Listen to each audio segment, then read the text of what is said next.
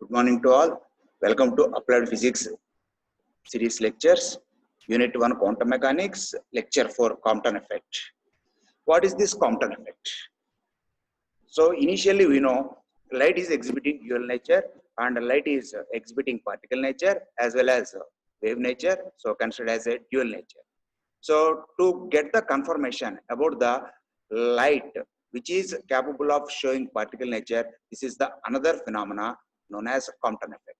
The earlier one is photoelectric effect, and now with help of this Compton effect, we can able to establish particle nature of light with certain modifications. What is this Compton effect? So this Compton effect is the name given to the scattering of X-ray radiations by electrons that are weakly bound to the atoms in the target material. So this effect was discovered by the scientist Arthur H. Compton, belongs to America. The Compton effect can be explained on the basis of quantum theory of light, as all aware that. So quantum mechanics is completely based on Planck's quantum theory. Compton effect provides the direct confirmation of the particle nature of electromagnetic radiation. So if you consider the experimental setup, so Compton discovered that when a monochromatic radiation of high frequency radiation like X-rays or gamma rays are scattered by a substance, the scattered radiation contains two components. So one component is having lower frequency or higher wavelength. You know, these two are reciprocals to each other, and other component is having the same frequency or wavelength. So out of those two components of radiation, the radiation of unchanged frequency in the scattered beam is known as unmodified radiation, while the second radiation of lower frequency, obviously it is having higher wavelength, is called as modified radiation. This phenomena is known as Compton effect. As a result of this Compton phenomena, we will identify two radiations. So out of those two, one is having unchanged frequency or wavelength called as unmodified radiation, and the second one is changes in the frequency or radiation, frequency or wavelength, that is called as modified radiation. And if you notice the diagram of this Compton effect, so consider a beam of monochromatic wavelength. So consider the monochromatic wavelength like X-rays, those are having certain wavelength, those are allowed to incident on a target material. And usually the target material is at rest and the wavelength of the scattered X-rays are measured at various scattering angles. So once such a high frequency radiation like X-rays are incident on a target material, we will notice scattered radiation and unscattered radiation. So here the unscattered radiation whose wavelength is represented with lambda I, and the scattered radiation whose wavelength is represented with lambda f.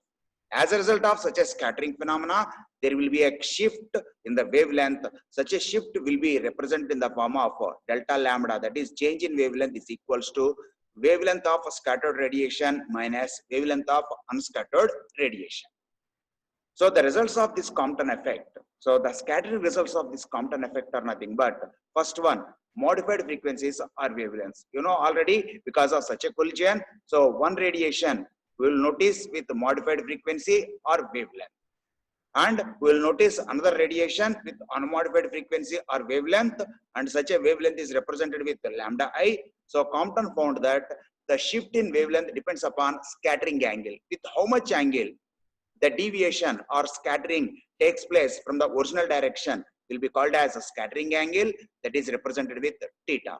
And this scattering angle is independent of the initial wavelength possessed by the radiation or the scattering substance. As a result, change in wavelength delta lambda is equals to lambda f minus lambda I. Already known to you, lambda f is nothing but modified frequency or wavelength, and lambda is nothing but unmodified wavelength.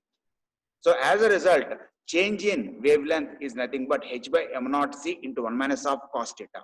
Here h is nothing but Planck's constant, m naught is nothing but rest mass, and c is the velocity of light, and 1 minus cos theta, this is the mathematical component, and in this cos theta, theta is nothing but scattering angle. And if you observe the graph to represent the Compton shift, so on the x-axis we are taking the wavelength, and on the y-axis we are taking intensity, and if we take lambda naught is equals to lambda I, which is nothing but unmodified radiation. So we'll notice that one in the top figure, and lambda dash is equals to lambda f, modified wavelength, that will be noticed in the second part of this graph.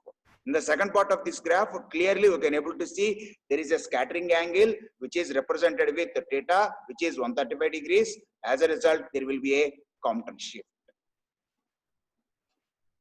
And if you notice further features related to the Compton scattering or Compton effect or Compton phenomena, modified wavelength occurs due to the collision of X-ray photons with the free electrons.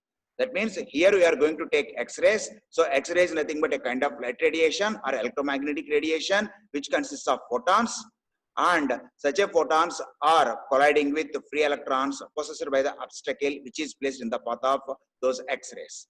On collision, the X-ray photon loses energy and hence there will be a change in the frequency. Obviously, it will be decreases. As a result, wavelength increases.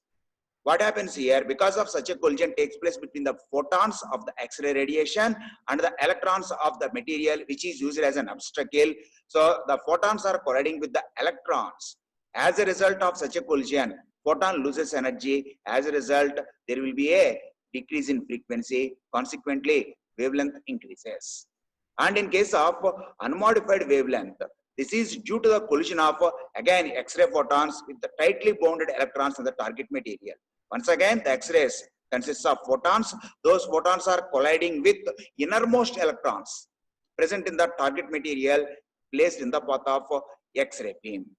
So as a result of such a collision, the whole atom is involved in the collision, and hence the rest mass m0 of the atom is very large. Hence there is no shift. That means the electrons they can able to withstand to such a collision. As a result, there will be no change.